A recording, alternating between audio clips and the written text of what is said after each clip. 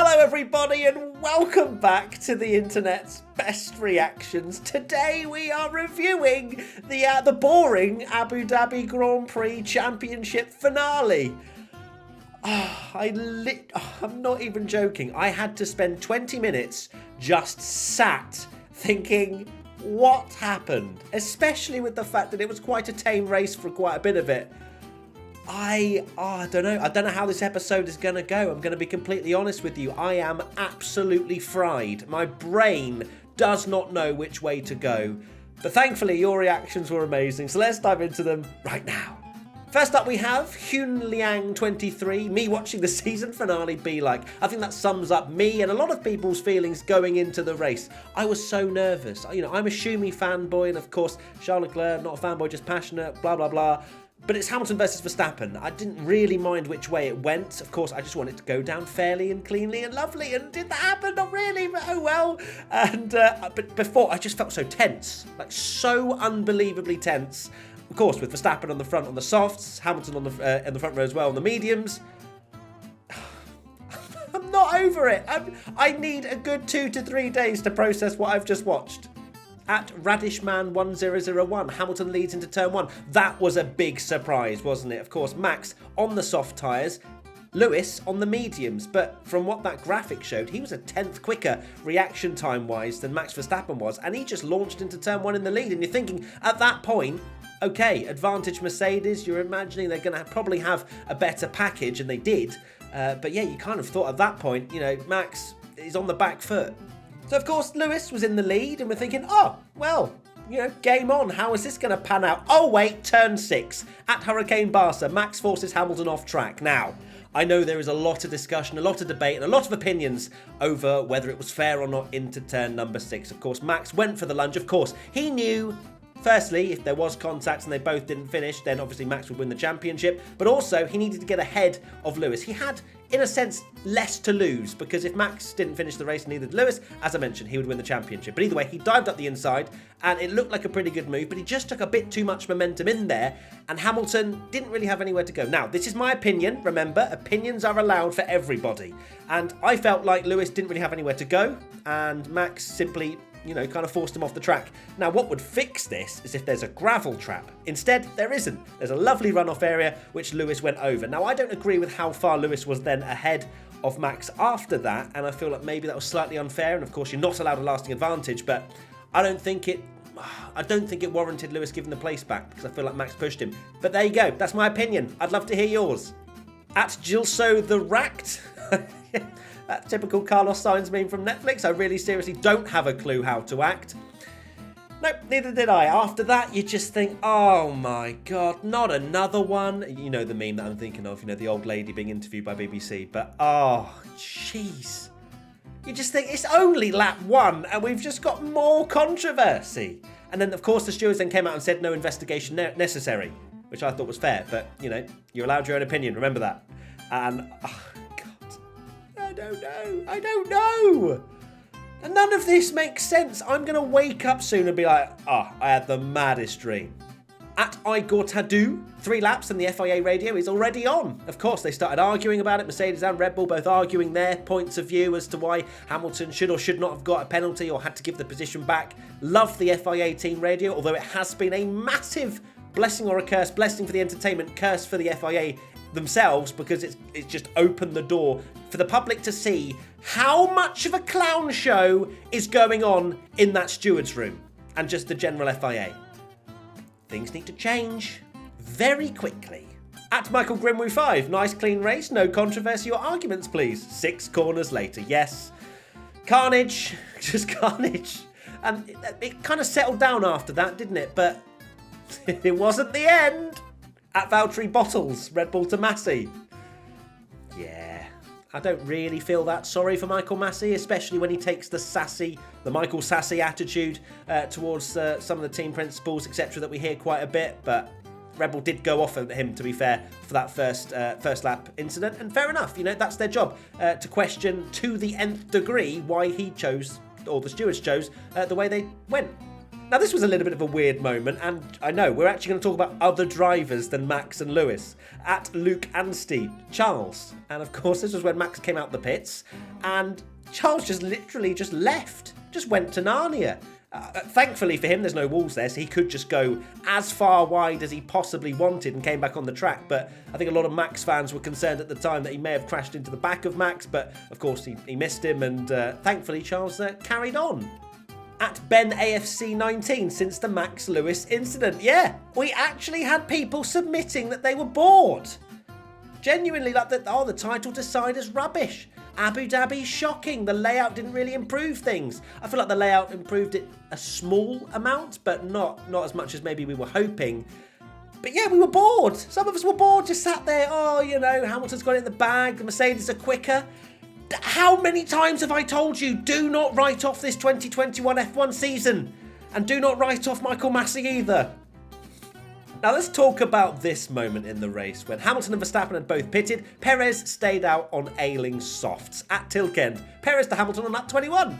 Genuinely, what an unbelievable defensive display from Sergio Perez on pretty much disgustingly used softs, and held off Lewis Hamilton very well indeed, used the DRS to his advantage to get back past, and then how slowly he went around the last sector was quite frankly hilarious. And also, I really enjoyed how Lewis came over the team radio saying, this is dangerous driving, man, when he did the exact same thing to Nico Rosberg in 2016. Although I say exact same, I don't think he went as slowly, because Max caught up by about 7 seconds in a lap and a half. It was quite extreme.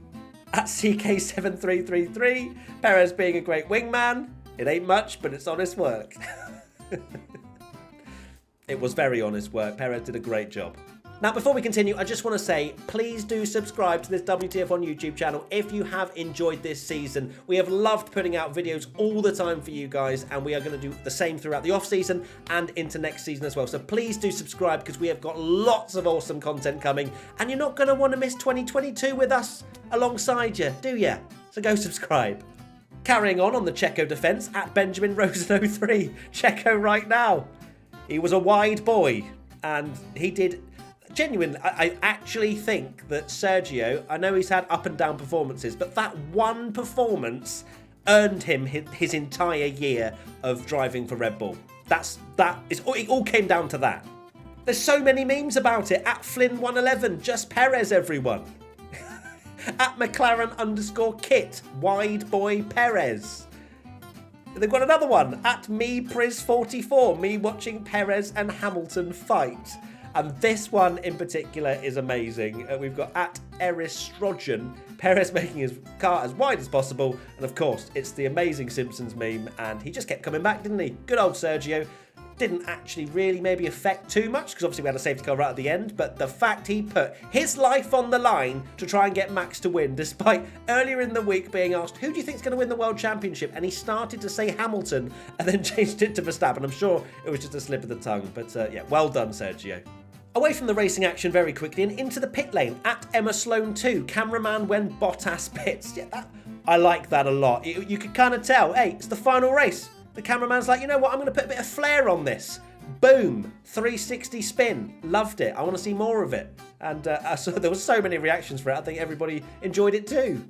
Now, something not so happy. I'm going to bring the tone down very slightly. And this is the submission. At HackJandy11, everyone's seeing Kimi retire in his last race. Now here at WTF1, we were very much on the bandwagon of getting Kimi driver of the day, mainly so that we could just hear a few words, probably not even a few words, one word over the team radio when he's interviewed by Rosanna Tennant. But we didn't get it because his car failed, and so did Antonio Giovinazzi's as well. I was very sad that both the Alpha drivers didn't finish the race, but of course with Kimi, a world champion, and we're going to miss him a huge amount. I don't think he's going to miss us very much, but that doesn't matter. We will miss him. He was such a great character, and I hope he comes back, maybe for a Martin Brundle grid walk in a few years. That would be lovely. Who has won Tweet of the Week? Right, Tweet of the Week time now, but it's no normal Tweet of the Week. It's Super Tweet of the Week, because we have partnered, of course, with Fanatec for this entire season, and we have got a special prize to give away, a full Fanatec podium wheel gift set to give away, and it goes to at Lewis Amour. Toto to Michael, please sir, no safety car. I love it. I love the way you've edited that, Lou. It's brilliant. It's simple but effective, which I think is pretty much my phrase I say for a lot of the winning tweet of the weeks, but it did make me laugh a lot. As for the actual thing, I don't like the fact the team principals are getting in so heavily with Michael Massey in the sense of, saying no safety car or do this, do that. It's fair enough, like questioning it, but I felt like that was maybe a little bit too far when there's safety at hand here. Another one on that, Tuton Ikala, Toto Wolff on the radio. It's probably the worst edited meme I've ever seen, but that's what makes it funny. And of course, not a fan of Toto asking for no safety car. If someone is on the track and the safety car is needed, you put it out. You don't get influenced by teams. That's the whole point of you being the FIA. Now, this one made me laugh a lot. At Amir_Rauf, table performance. Toto Wolff. I mean, it's so good. I'm not sure if Amir actually made this because there was a lot of people submitting the same thing. So, well done, Amir, for me choosing you. But that is, it just made me laugh a lot, really. It's brilliant.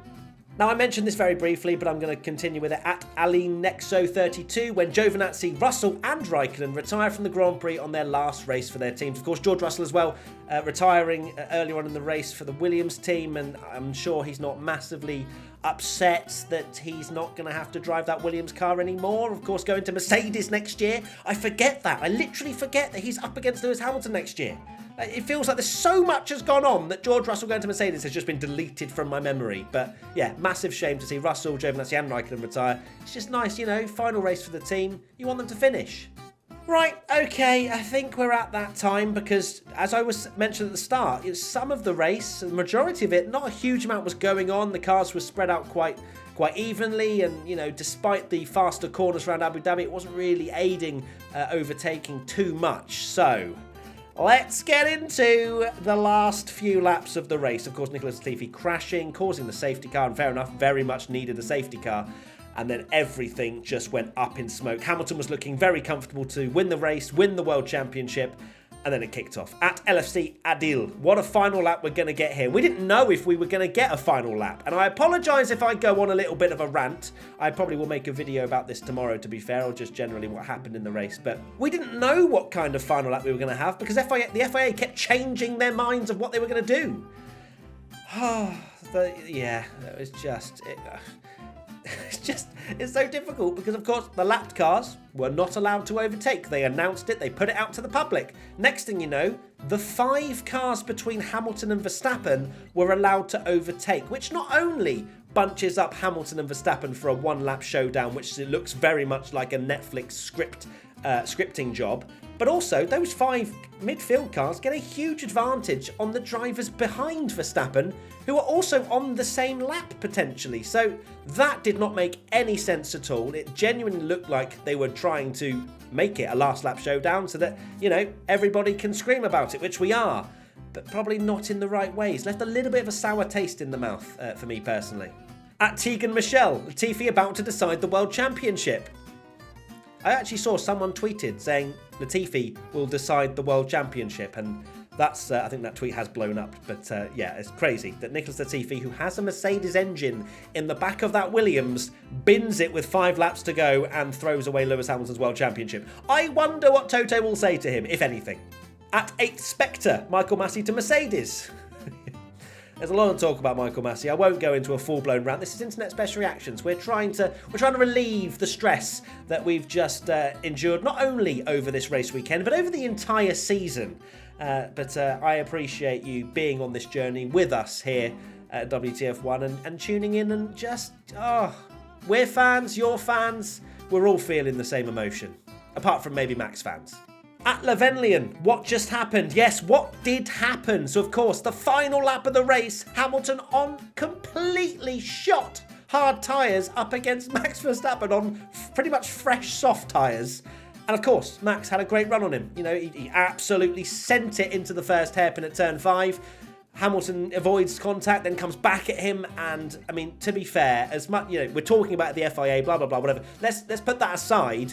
The fact that it was a last lap showdown was, brilliant entertainment, and we were all, I'm sure, screaming, because I was, and I need to go and apologise to my neighbours again. I had to do it after Saudi, but probably after this one as well. But it was amazing entertainment, but it seemed a bit forced. At Only Oreo, Netflix right now. No, I don't even think Netflix really have to do anything. If anything, the whole season speaks for itself. I would not be surprised if Netflix just plays out the season and doesn't edit it or do any. They don't need to do anything. There is enough drama. If Netflix somehow adds more drama, I don't know. I cannot think of anything more dramatic at all. Genuinely. I'm so worn out from what I've witnessed. But Netflix, I'm ready for Drive to Survive. Bring it on. Love it.